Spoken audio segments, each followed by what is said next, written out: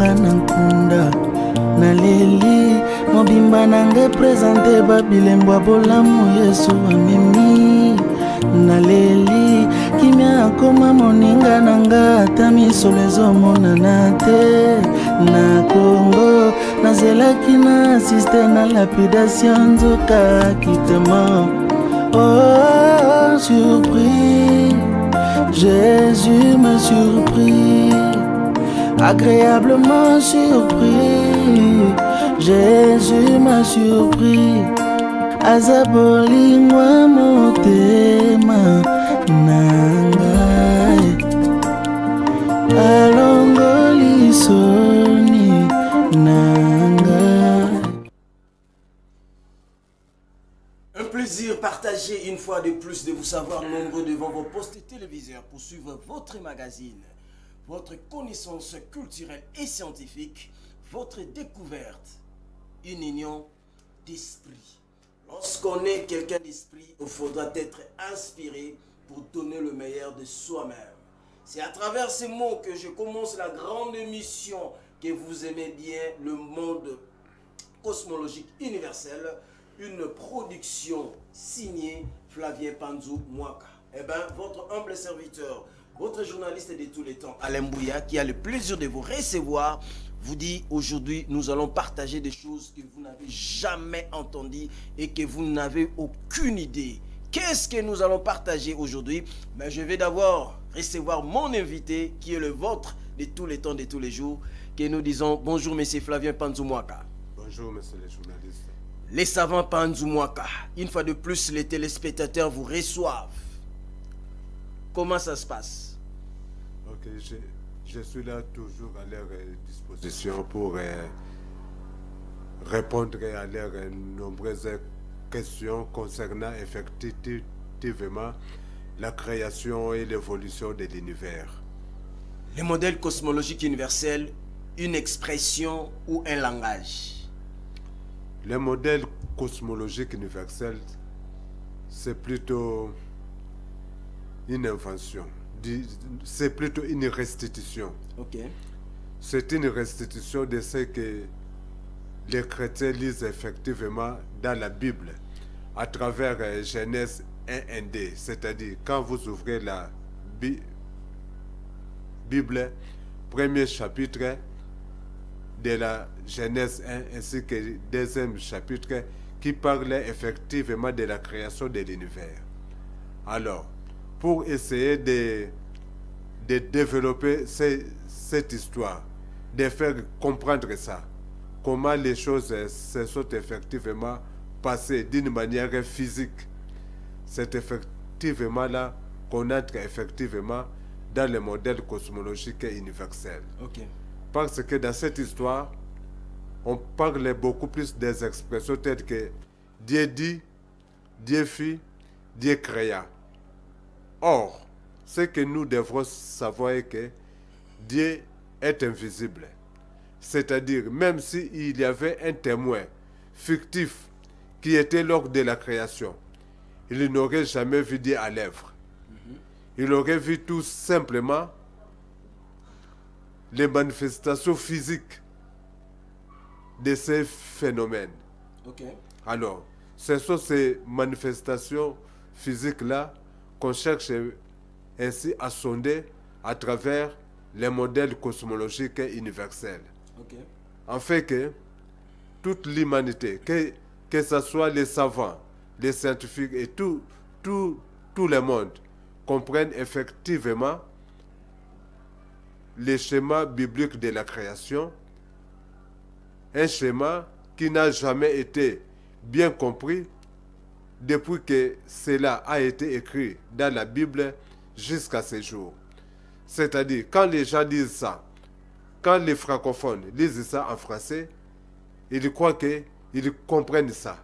Mais ce qu'ils lisent, je voulais dire, n'est que la peinture. Mais ils ne voient pas les murs. Ok. C'est-à-dire qu'avec vous, nous avons la possibilité de pouvoir entrer en profondeur des écrits sacrés. Effectivement, avec les modèles cosmologiques universels, là, nous enlevons un peu la couleur qui est sur les murs pour voir effectivement ce qui se cache à travers ces schémas-là que nous appelons les schémas bibliques de la création.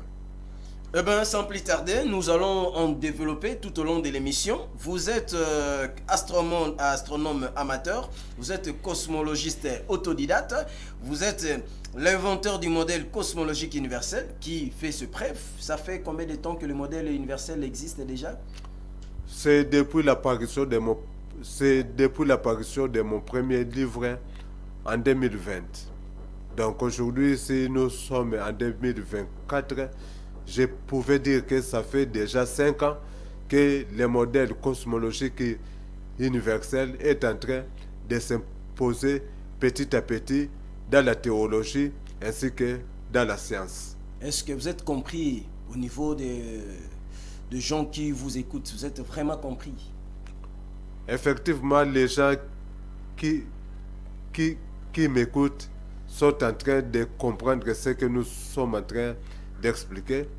Il ne reste que maintenant que les scientifiques aussi puissent y jeter un coup d'œil afin que les modèles puissent être validés,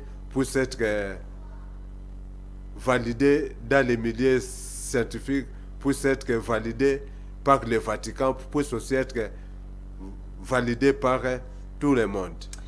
Aujourd'hui, chers téléspectateurs, nous voulons décortiquer quelque chose d'hyper important. Eh bien, prenez les stylos, prenez vos carnets, prenez tout ce que vous voulez, les atlas, mettez-en en place, parce que nous allons parler de la création de la femme. Eh bien, on n'est pas dans une émission à caractère biblique ou spirituel, nous sommes dans une émission à caractère scientifique. Mais une femme, il y a une toute première création, une début. Est-ce qu'avec la femme, on va parler, est-ce que c'est une création ou c'est quoi? C'est là que nous allons en décortiquer. Parce qu'on nous dit que l'homme a été soutiré de la poussière de la terre. Mais la femme n'a pas été soutirée de la poussière de la terre. Il a été soutiré par un profond sommeil. Selon les écrits que nous on est en train de décortiquer avec monsieur Flavien Panzoumoka, qui est un savant congolais. Eh bien, monsieur Flavien, la femme a-t-elle été créée ou elle... C'est le sommeil de l'homme qui est son invention? C'est vraiment un sujet très très délicat qui n'a jamais été abordé nulle part dans le monde. Ok. Parler sur la création de la femme, jusque-là, on ne se limite qu'au niveau des déclarations. Voilà. Des déclarations telles que la Bible a dit, mais scientifiquement, parce que quand la Bible dit, la science c'est l'œil, c'est l'œil de la religion.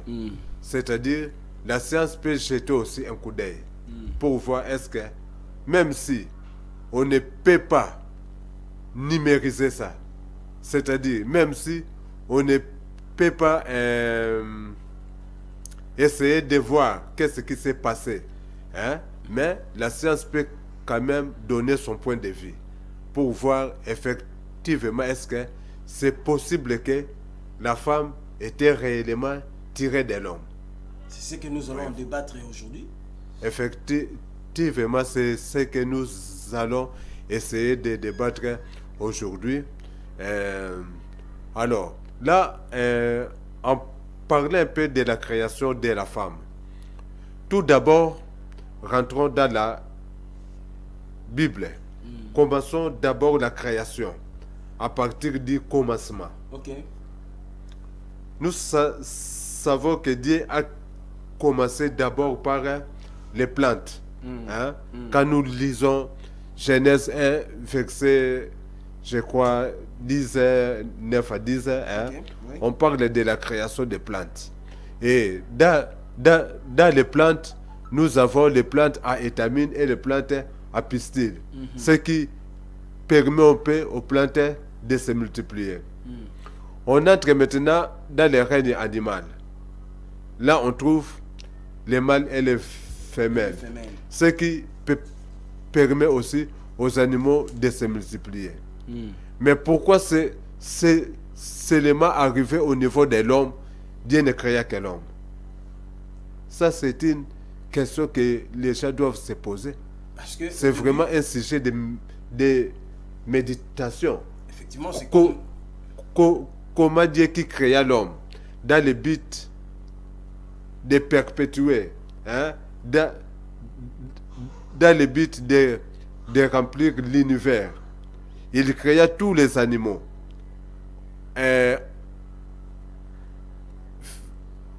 Femelle et mâle. Mais arrivé au niveau de l'homme, la Bible nous dit que Dieu créa l'homme. Et puis la femme est venue. Puis plus tard, Dieu se souvient que il n'est pas bon que la femme soit seule. Par hasard? Ah, c'est ça la question qu'on se pose. On se pose la question de savoir, a-t-il oublié ou bien il avait négligé cet aspect de perpétuité, ou bien il s'était dit l'homme pouvait s'accoupler avec des animaux pour continuer, ou c'était comment? Parce que de part et d'autre, il en avait créé deux. Mais arrivé chez l'homme qui doit pérenniser, qui doit promouvoir, qui doit faire tout pour gérer ces mondes, il lui a laissé seul. C'était quoi un peu l'idée qui était derrière la tête? Alors, c'est ça que les gens doivent effectivement se poser des questions. Vous savez que quand l'auteur biblique écrivait, hein, il prenait l'homme comme un cas de figure. Hein, il prenait l'homme comme un cas de figure. C'est-à-dire que c'est dans l'homme qu'il pouvait exprimer les sentiments intérieurs. Il pouvait au moins exprimer les sentiments intérieurs de l'homme, mais il ne pouvait pas exprimer les sentiments intérieurs des animaux. Okay. Tout d'abord, quand nous revenons, hein, vous comprenez? Donc, celui qui a écrit prenait l'homme tout d'abord comme un cas de figure. Il n'a pas fait allusion aux animaux. Aux animaux. Alors que eux aussi se multiplient, c'est-à-dire ils ont aussi un certain comportement qui doit approcher pour attirer l'autre vers lui. Oui, parce que si nous revenons tout d'abord dans le premier chapitre de la Genèse, on nous dit, puis Dieu dit, Genèse 1, 26 à 28, hein? Puis Dieu dit, créons l'homme à notre image. À son image, il créa l'homme et la femme. Voyez-vous? Puis Dieu dit, créons l'homme à notre image.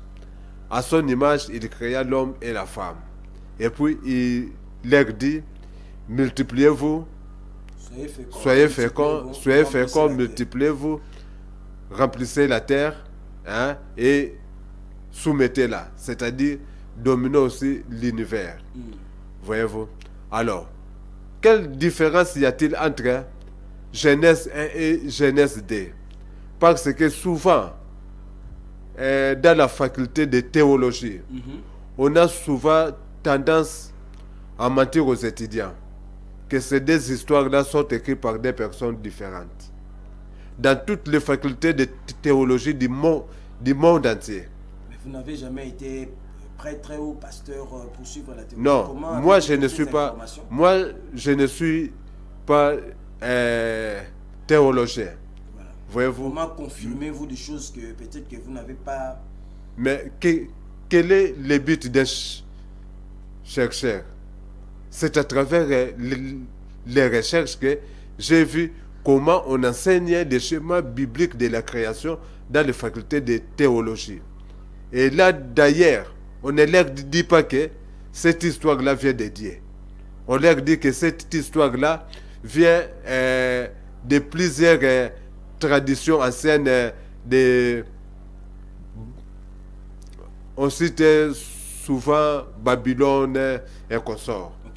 Voyez-vous, c'est là où vraiment moi je m'inscris en faux, parce que le schéma biblique de la création aujourd'hui, tel qu'il est restitué dans le modèle cosmologique universel, montre effectivement que c'est vraiment un témoin qui a créé l'univers, qui a émis ce schéma. Parce qu'aujourd'hui, nous sommes quand même à l'épisode, à la 16e épisode, malgré que je vois des réalisateurs commis un peu l'erreur de mettre l'épisode 15. Oui, si les réalisateurs pouvaient voir dans la mesure du possible de pouvoir changer, c'est l'épisode 16 que l'épisode 15. Merci. Donc, cela veut dire qu'à partir de l'épisode 1 jusqu'à ce jour, nous avons effectivement démontré que ce schéma-là était fondé. Si bien qu'aujourd'hui, nous sommes presque arrivés à la fin de cette histoire pour parler maintenant de la création de la femme. La première chose que nous devrons d'abord comprendre, qu'est-ce que cette histoire que l'homme a été créé seul et puis la femme fut tirée de la côte de l'homme. Est-ce que Dieu avait oublié? Dieu avait omis pour se souvenir après? Ce que je sais que pour les croyants, Dieu est parfait. Il ne se trompe pas. Il ne se trompe pas. Il connaît tout. Il connaît tout. Il ne peut pas oublier et se souvenir après. Ouais. Voyez-vous? En créant l'homme, Dieu savait déjà que celui que je suis en train de créer, c'est celui-là qui sera le maître de l'univers. Voilà. Or, étant donné que c'est un être organique, donc il ne peut pas rester éternellement. Non. Parce que, étant donné que l'homme, c'est un être biologique, donc il ne peut pas rester éternellement. Tout ce qui fait partie de la biologie traverse trois étapes. périodes. 3 périodes. La naissance, la croissance, et puis vient la mort. Voilà. Là, c'est un principe qui ne dépend pas de... oh non, parce que Adam et Ève ont commis les péchés. Non. Si ça dépendait du péché d'Adam et Ève, là maintenant, les animaux, pourquoi ils meurent? Les plantes, pourquoi ils meurent? Donc, la mort fait partie du schéma qui a été déjà tracé depuis l'origine. Voyez-vous? Ce n'est pas parce que Adam et Ève ont mangé des fruits de l'arbre de la connaissance du bien et du mal que la mort physique est entrée. Non, ce qui était... Au travers de la Bible, il a même dit que le jour où vous en mangerez, les jours où vous en mangerez, vous mourrez. Alors que là, il n'y avait même pas encore de péché. Voilà. Il n'y avait rien. Voilà. Les jours où vous en mangerez, vous mourrez. Et quand Adam et Ève ont mangé, ils n'étaient pas morts. Ils étaient ils ont vécu encore plus longtemps que possible. Toujours là. C'est pour dire que ce n'était pas... Dieu ne parlait pas de la mort physique, mais de la mort spirituelle. C'est-à-dire... Voilà. C'est-à-dire les jours où vous en mangerez, il y aura effectivement une séparation spirituelle. Une sanction avec Dieu. Une sanction avec Dieu là. Non, pas une sanction, une séparation. Une séparation. Oui. Quand vous mangez les piments et que ça vous pique, qu'est-ce que c'est? C'est une non. sanction. Non? Ça s'avère qui est comme non? ça. Voilà. C'est ça. Donc, ce n'était pas une sanction, mais c'était plutôt une conséquence. Ah oui. Voilà. Conséquence du fruit que Adam et Ève ont mangé. Voyez-vous? Donc, là, maintenant, comme je vous dis, Dieu, sachant que l'homme devrait mourir un jour, si je le crée seul, comment pourrait-il arriver à se multiplier? Mais comment il n'en avait pas pensé dès le départ? Parce qu'on ne sait pas aussi le nombre qui a pris, le nombre de temps que ça a pris, où l'homme était pratiquement seul.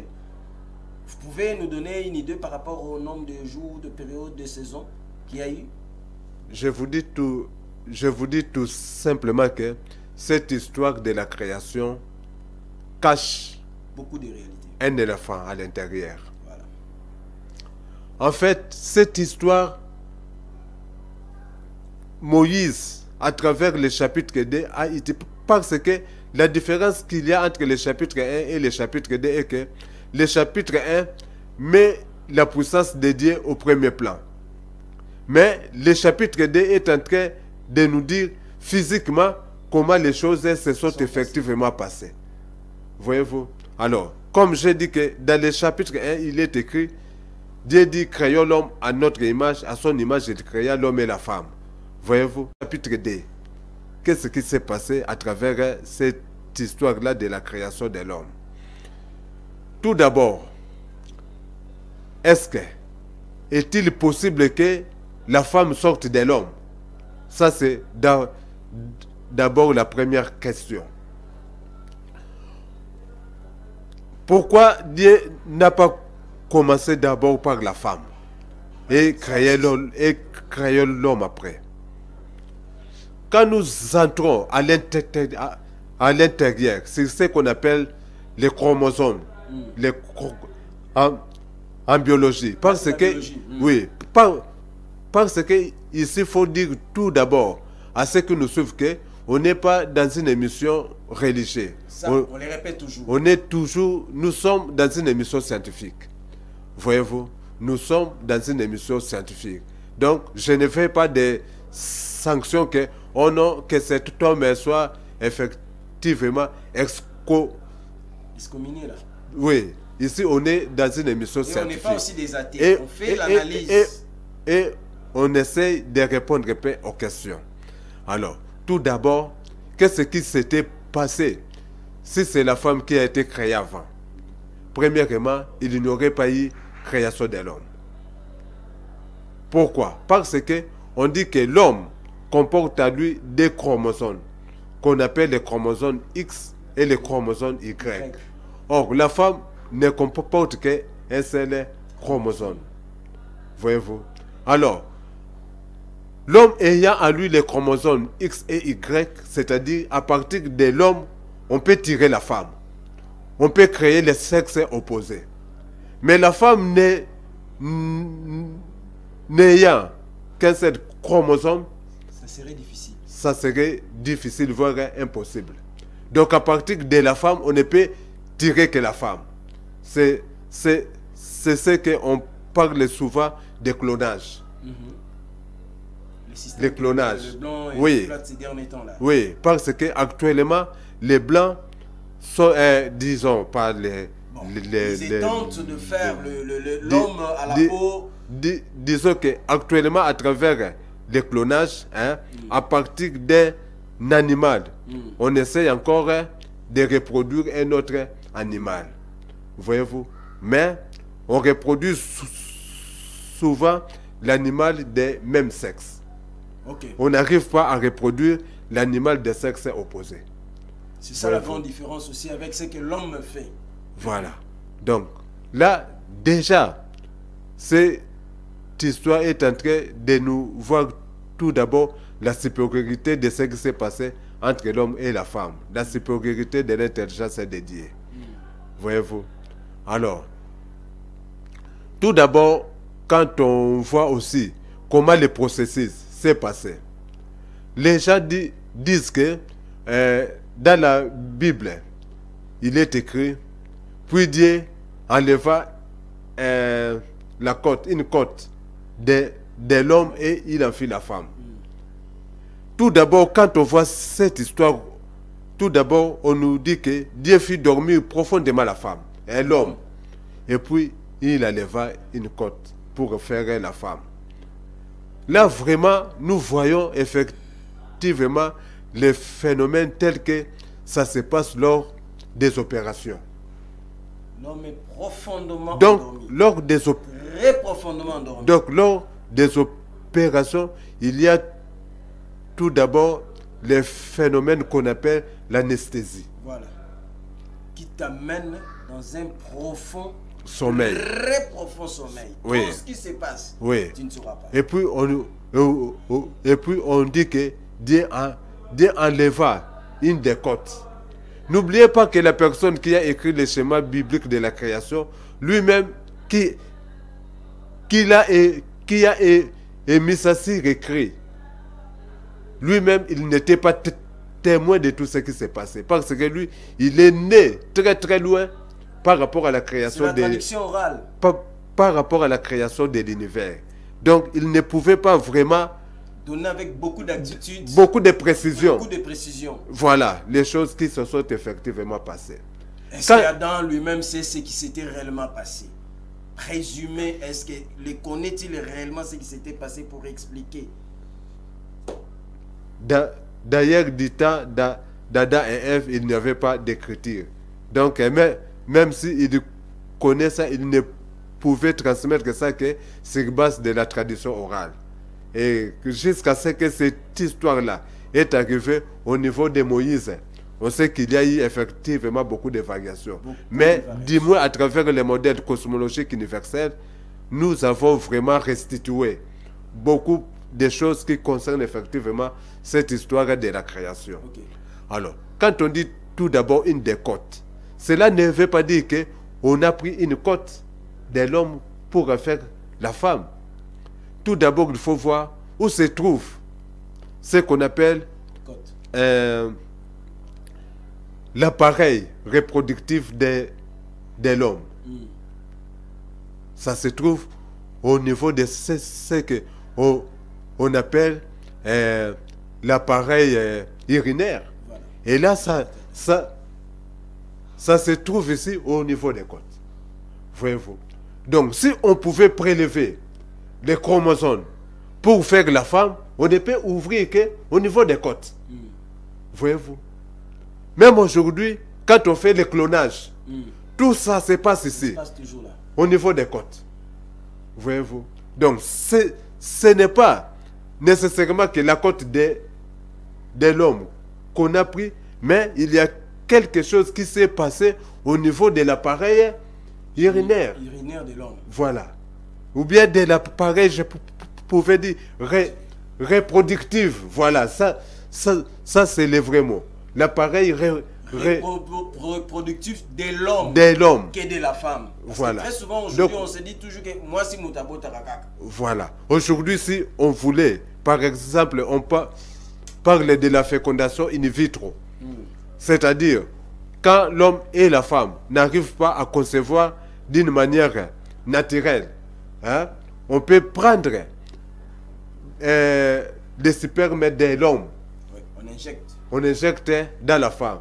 Mais tout ça se passe presque au niveau des côtes. Okay.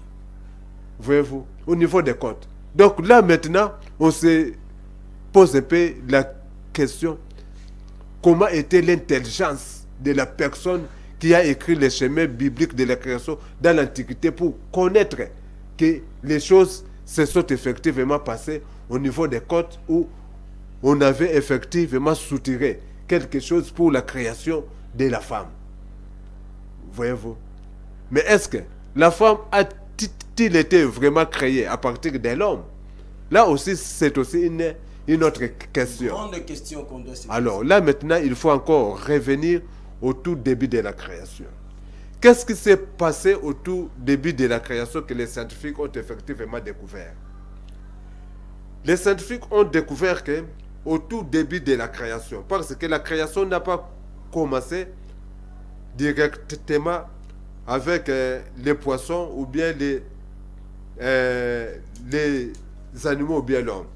Tout a commencé d'abord par des êtres infiniment petits qu'on pouvait qualifier aujourd'hui des bactéries. Des bactéries. Ce que vous avez expliqué dans le Big Bang là. Oui, donc tout a commencé au niveau des bactéries. Il y a plusieurs noms scientifiques que si on citait ça tels que les archées, les cyanobactéries, les gens ne vont pas comprendre.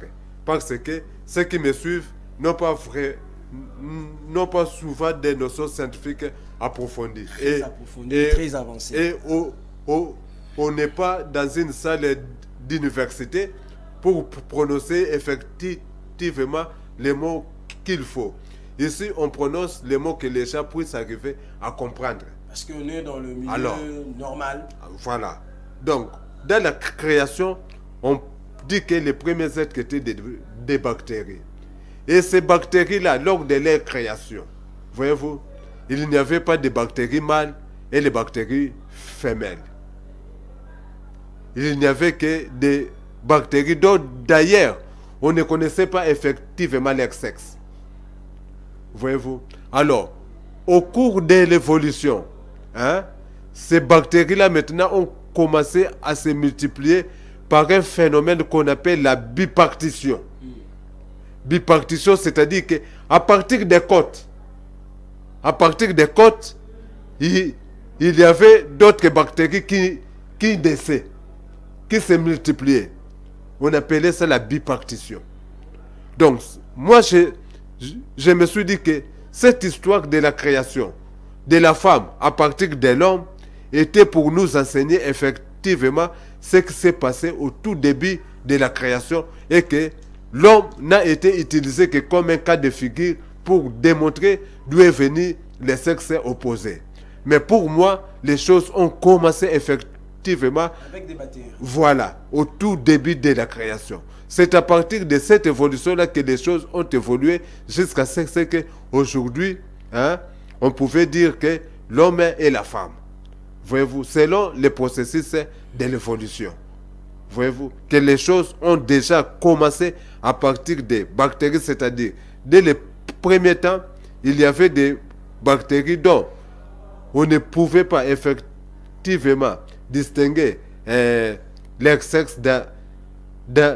D'ailleurs, c'est très difficile d'analyser l'intérieur d'une bactérie parce que, premièrement, ils sont invisibles. Il faut des microscopes là très développés, hein, pour arriver à les voir. C'est comme quand il y avait les virus, le virus d'Ebola. Non, les coronavirus.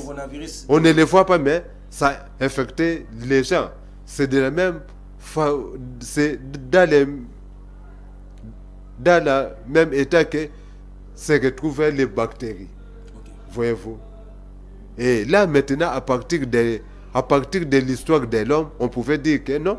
C'est que dans les bactéries aussi, il y avait effectivement ces deux chromosomes-là, X et Y, qui a fait qu'aujourd'hui, qu'on puisse avoir les femelles, que ce soit au niveau des bactéries, au niveau des animaux, jusqu'au niveau des hommes. Et c'est ce que je suis en train de dire là est inédit à travers la science. Même chez le pasteur ou le prêtre qui prêche. Non, là, il ne faut pas parler de pasteur. Là, il faut parler plutôt de scientifique. Voilà. Ce que j'ai dit là est inédit même. Seulement dans le monde scientifique. Voilà. En parler. Voilà. Est inédit même dans le niveau des scientifiques. Tout ce que les scientifiques savent que les premières bactéries n'avaient pas clairement des sexes bien établis. Mais à travers ce qui est enseigné dans la Bible sur la séparation entre l'homme et la femme, on pouvait aussi, si on remontait effectivement dans les bactéries, on découvrira effectivement ce qui s'est passé. Parce que la Bible n'a utilisé que l'homme comme un cas de figure. Voyez-vous? La Bible n'a utilisé que l'homme comme effectivement un cas de figure. Alors, l'homme qui dormait se retrouve dans un profond sommeil, comme c'est écrit dans le livret sacré. Un très profond sommeil.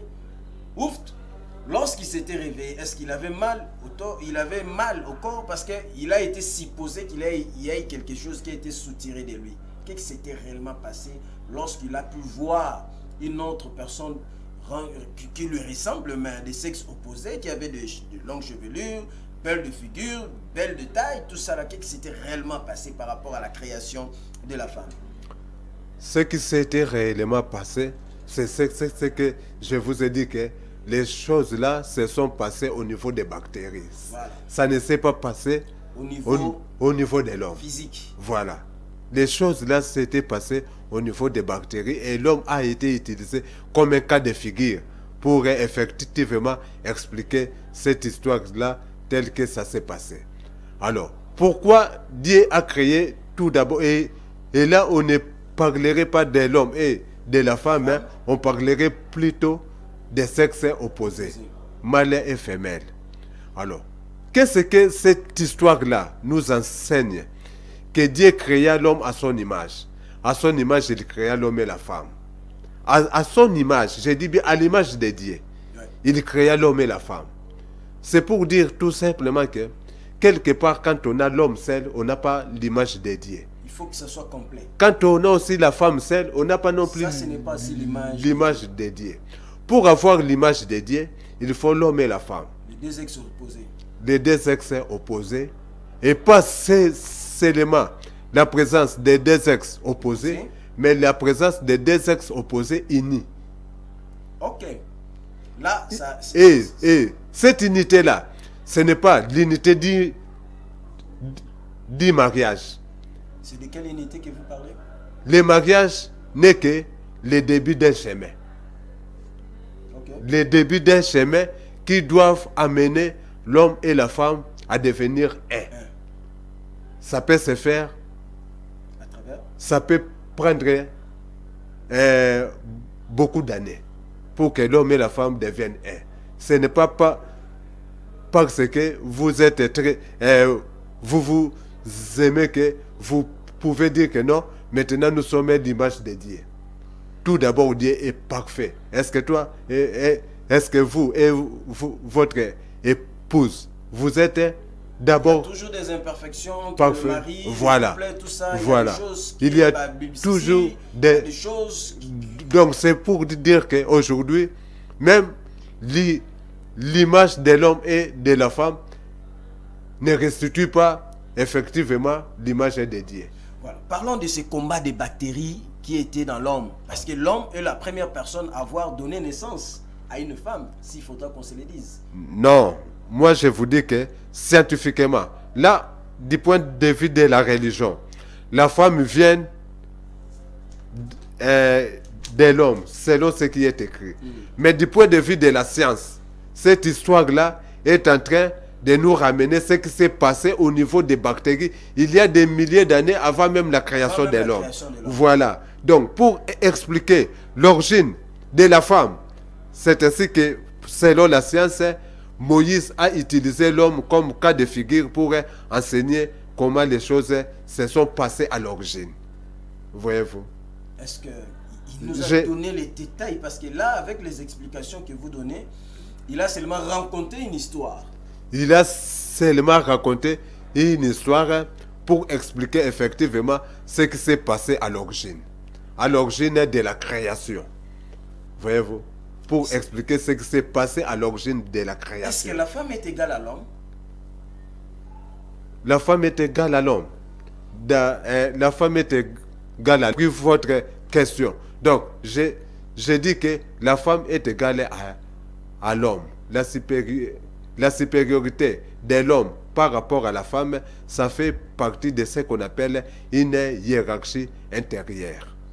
Voilà, s'il faudra résumer un peu tout ce que nous venons de parler sur la création de la femme, où vous êtes allé encore plus loin à remonter une fois de plus les origines de l'humanité avec ce qui a été la toute première dans les bactéries que vous avez expliqué, comment pourriez-vous résumer aux téléspectateurs qui nous suivent, celui qui nous a pris en cours de diffusion, qu'est-ce qu'il peut retenir de ce que vous venez de donner comme explication? Ce que les téléspectateurs doivent retenir, tout d'abord, pourquoi c'est l'homme qui a été, pourquoi la femme est sortie de l'homme. Maintenant, là, j'entre dans la religion. Qu'est-ce qui a fait que la femme a été tirée de l'homme? Parce que l'homme a avec lui des chromosomes. Chromosomes X et Y. Donc, ce n'est qu'à partir de ces deux chromosomes qu'on peut tirer... Voilà. Qu'on peut tirer la femme à partir de l'homme. En principe. Et puis, quand on dit que il y a une des côtes de l'homme qu'on a utilisées, ce n'est pas ces côtes ici. Oui. Ces côtes-là sont pour protéger les organes internes. Et c'est leur armure, quoi. Voilà. Et c'est un organe.